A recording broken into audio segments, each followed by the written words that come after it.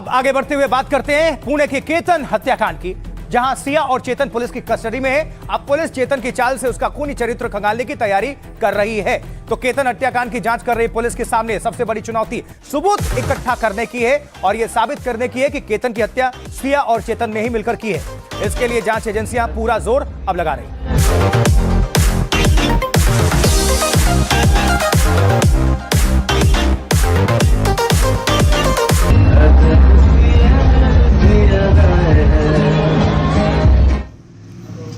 देखिए, आरोपियों से लगातार पूछताछ की जा रही है। पुलिस ये भी जानने की कोशिश कर रही है कि क्या इस साजिश में चेतन चौधरी और सिया गोयल के अलावा कोई तीसरा भी शामिल था, और अगर था तो कौन। चेतन और सिया 3 जुलाई तक पुलिस हिरासत में हैं।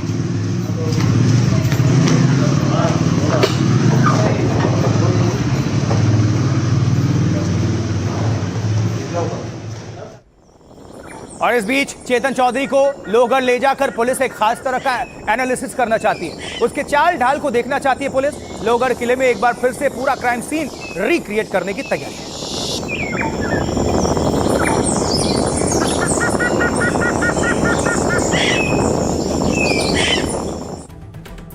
तो चेतन चौधरी को लेकर पुलिस लोहगढ़ किला जाएगी और उसके चाल ढाल और हाव भाव को देखेगी। आइए जान लेते हैं कि आखिर पुलिस क्या करने वाली है और क्या लोहगढ़ के सीसीटीवी में दिखा।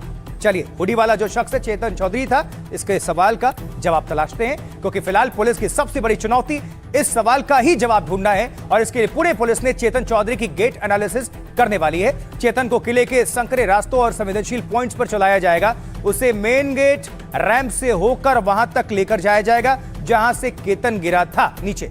फिर पूरी वारदात का 1-1 मिनट का सीन रिक्रिएशन किया जाएगा और इस दौरान आरोपी चेतन के चाल ढाल की वीडियो रिकॉर्डिंग भी की जाएगी। इसे लैब में भेजकर घटना के समय से सीसीटीवी फुटेज से मैच कराया जाएगा। यह भी जांच की जा रही है कि कहीं चेतन ने केतन से हाथापाई तो नहीं की। दूसरी ओर पुलिस अब सिया के भाई साहिल की भूमिका भी जांच रही है। साहिल अभी आरोपी नहीं है, लेकिन पुलिस को उसकी भूमिका पर संदेह है। साहिल गोयल को सिया और चेतन के रिश्तों की जानकारी पहले से थी और शायद वो ये भी जानता था कि सिया को केतन से शादी नहीं करती। कार ड्राइवर ने गवाही दी है कि सिया बाली जाने के लिए तैयार नहीं थी, तब साहिल ने ही उसे प्री वेडिंग ट्रिप के लिए जबरन गाड़ी में बिठाया था। केतन के पासपोर्ट फाड़ने की घटना पर भी साहिल ने चुप्पी साध रखी थी। पुलिस अब साहिल के बयानों का इन घटनाओं के साथ मिलान कर रही है। अब सुनिए पुलिस क्या कह रही है इसको लेकर, सुनवाते हैं पुलिस का बयान। पिछले कुछ दिनों में जो अक्यूज्ड नंबर 1 है उनसे सीन रिक्रिएट करवाया था और तपास में इन्वेस्टिगेशन ऑफिसर को जो भी कुछ ठीक लगेगा उस हिसाब से आगे हम तपास करेंगे। जरूरत पड़ने पर आरोपी नंबर 2 जो है उसका भी सीन रिक्रिएट किया जा सकता है भविष्य में। देखते हैं, अभी तपास अभी जारी है, उस हिसाब से हम काम करेंगे। और वहीं सिया पुलिस कस्टडी में है, उससे पूछताछ चल रही है। उधर उसके पिता और भाई अब काम पर लौट आए हैं। उन्होंने अपनी दुकान खोल ली है और फिर से काम शुरू कर दिया है। केतन हत्याकांड के बाद सिया के पिता की तबीयत खराब हो गई थी, लेकिन अब वो फिर अपना बिजनेस लगा दे भाई, शटर लगाओ, लगा दे भाई, शटर लगाओ, लगा दे भाई, शटर लगाओ। सर आप नहीं देना है मुझे, प्लीज हाथ जोड़ के रिक्वेस्ट करता हूँ, तबियत ठीक नहीं है सर। लेकिन आप लगा दे भाई, शटर लगाओ, लगा दे भाई, शटर लगाओ। सर आप और सिया के अलावा दूसरा आरोपी चेतन है, जो लोहगढ़ के किले की सीसीटीवी में हुडी पहने हुए दिखा था। अब पुलिस के सामने चुनौती है कि साबित करना कि हुडी वाला शख्स चेतन ही था। उसके लिए पुलिस गेट एनालिसिस करेगी, जैसा कि आपको हमने बताया था।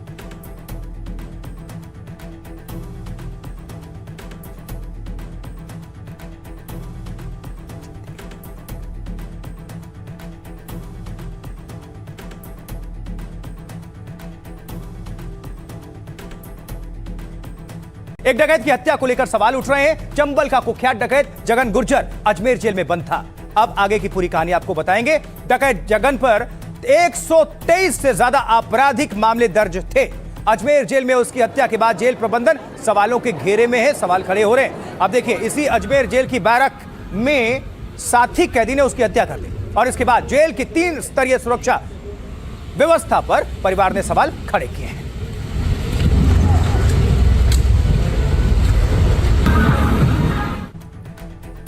तो जेल में हत्या के बाद जगन गुर्जर के पैतृक गांव विभूतिपुरा में मातम पसरा हुआ है। अगली तस्वीर आपके सामने रख रहे हैं, क्योंकि देखिए पुलिस ने गांव और चंबल के बीहड़ों में सुरक्षा इस वक्त कड़ी की हुई है।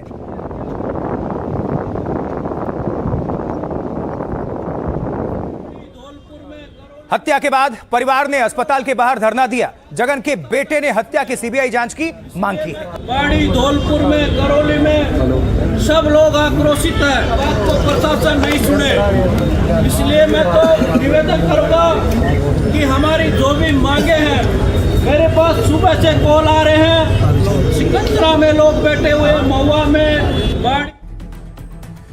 तो इस डकैत की हत्या के बाद उसका परिवार और गांव वाले बेहद नाराज हैं और मामले की जांच की वो लगातार मांग कर रहे हैं।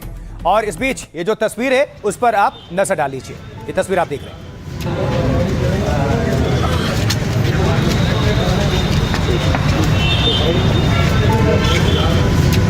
परिजन हैं और गांव वाले हैं मर्डर के खिलाफ गुस्से में और निराश।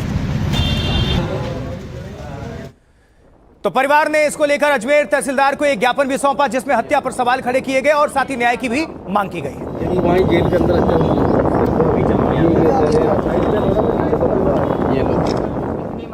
तो बैरक बदलते कैसे चंबल के कुख्यात डकैत की हत्या हो गई, अब यह भी आपको हम बता देते हैं, क्योंकि तमाम सवालात हैं। सीसीटीवी फुटेज को लेकर क्या कुछ कहा जा रहा है यह भी आपको जानना चाहिए। तो कुख्यात डकैत जगन गुज्जर की हत्या को लेकर सवाल खड़े हो रहे हैं। राजस्थान की सबसे सुरक्षित अजमेर हाई सिक्योरिटी जेल में वो था और परिवार के मुताबिक जेल के बैरक में जगन गुज्जर और उसका भाई भी था।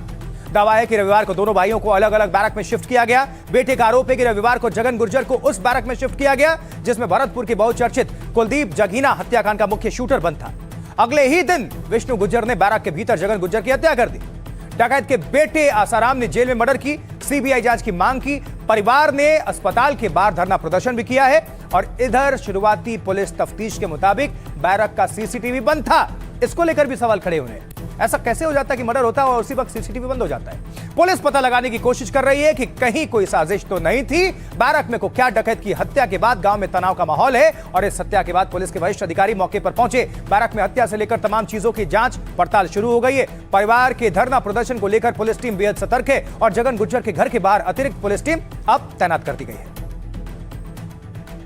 इस पूरे मामले पर परिवार ने क्या आरोप लगाए हैं और पुलिस क्या कह रही है और कांग्रेस ने सरकार को कैसे घेरा है, सब कुछ सुनिए। राजा जी को एक तो धौलपुर जेल में भेजा जाए, सीबीआई जांच हो और मेरी भी सुरक्षा चाहिए, घर वालों की, सबकी, परिवार की।